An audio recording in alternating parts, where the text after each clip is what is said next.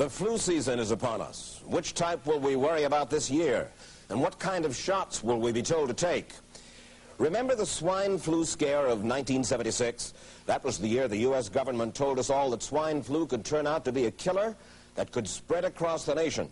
And Washington decided that every man, woman, and child in the nation should get a shot to prevent a nationwide outbreak, a pandemic.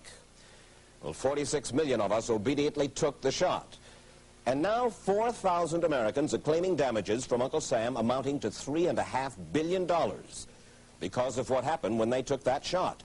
By far the greatest number of the claims, 2/3 of them, are for neurological damage or even death, allegedly triggered by the flu shot. We pick up the story back in 1976 when the threat posed by the swine flu virus seemed very real indeed.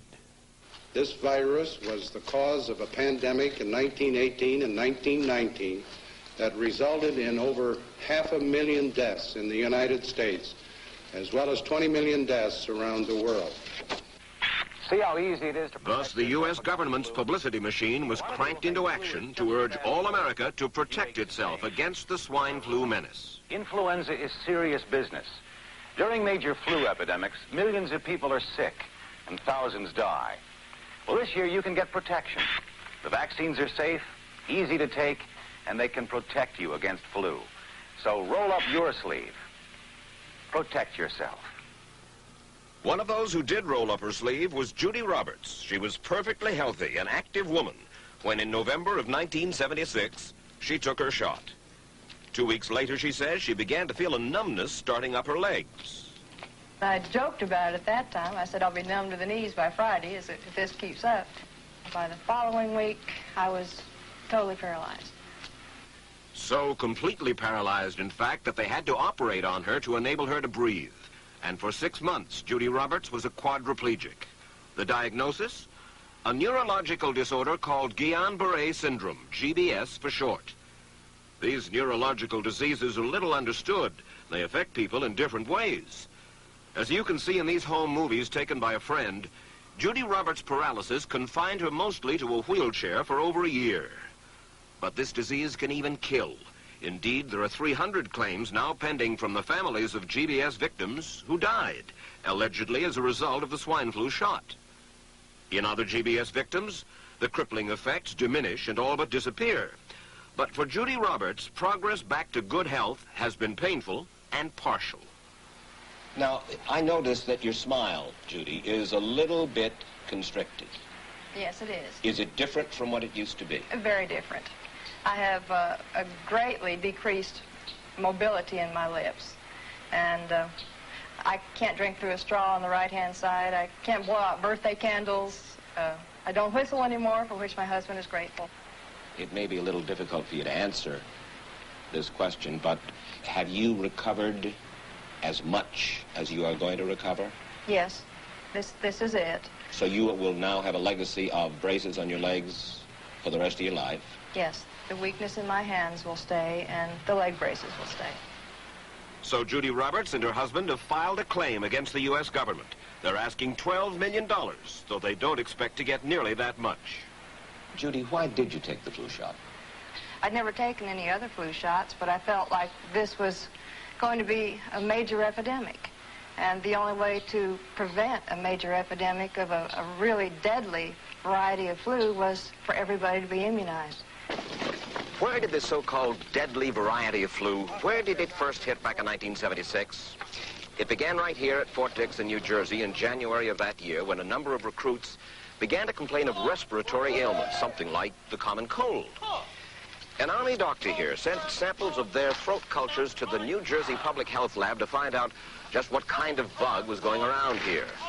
One of those samples was from a Private David Lewis who had left his sickbed to go on a forced march. Private Lewis had collapsed on that march, and his sergeant had revived him by mouth-to-mouth resuscitation. But the sergeant showed no signs of illness. A few days later, Private Lewis died. If this disease is so potentially fatal that it's going to kill a young, healthy man, a middle-aged school teacher doesn't have a prayer. The New Jersey lab identified most of those soldiers' throat cultures as the normal kind of flu virus going around that year, but they could not make out what kind of virus was in the culture from the dead soldier and from 4 others who were sick. So they sent those cultures to the Federal Center for Disease Control in Atlanta, Georgia for further study.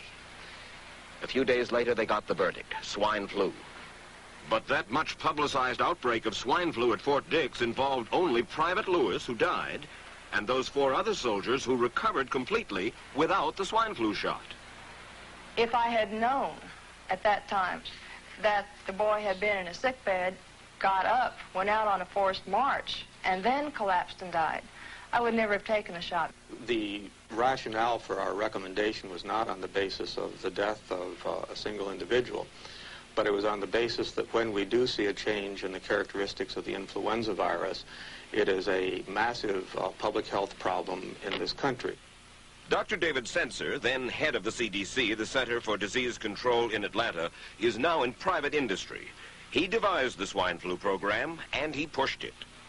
You began to give flu shots to the American people in October of '76. October 1st.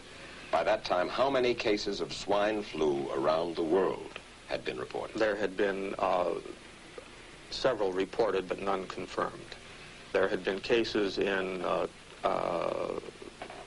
Australia that were reported by the press, by the news media. There were cases in... None confirmed. Did you ever uncover any other outbreaks of swine flu anywhere in the world? No. Now, nearly everyone was to receive the shot in a public health facility where a doctor might not be present. Therefore, it was up to the CDC to come up with some kind of official consent form, giving the public all the information it needed about the swine flu shot. This form stated that the swine flu vaccine had been tested. What it didn't say was that after those tests were completed, the scientists developed another vaccine, and that was the one given to most of the 46 million who took the shot. That vaccine was called X53A. Was X53A ever field tested? I can't say. I would have to... It wasn't. I don't know. Well, I would think that you're in charge of the program. I would have to check the records. I haven't looked at this in some time. The information form, the consent form, was also supposed to warn people about any risks of serious complications following the shot. But did it? No, I had never heard of any reactions other than a sore arm, fever, this sort of thing. Judy Roberts' husband, Gene, also took the shot. Yes, I looked at that document. I signed it. Nothing on there said I was going to have a heart attack or I'd get Guillain-Barré, which I never heard of. What if people from the government, from the Center for Disease Control, what if they had indeed known about it? What would be your feeling? They should have told us.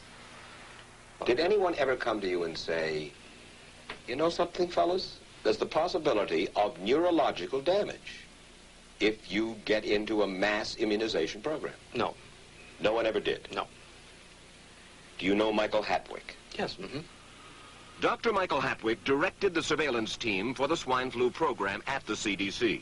His job was to find out what possible complications could arise from taking the shot and to report his findings to those in charge.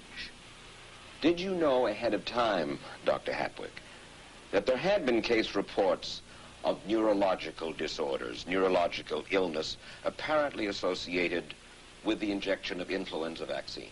Absolutely. You did? Yes. How'd you know that? By review of the literature. So you told your superiors, the men in charge of the swine flu immunization program, about the possibility of neurological disorders? Absolutely. What would you say if I told you that your superiors say that you never told them about the possibility of neurological complications? That's nonsense. I can't believe that they would say that they did not know that there were neurological illnesses associated with influenza vaccination. That simply is not true. We did know that. I've said that Dr.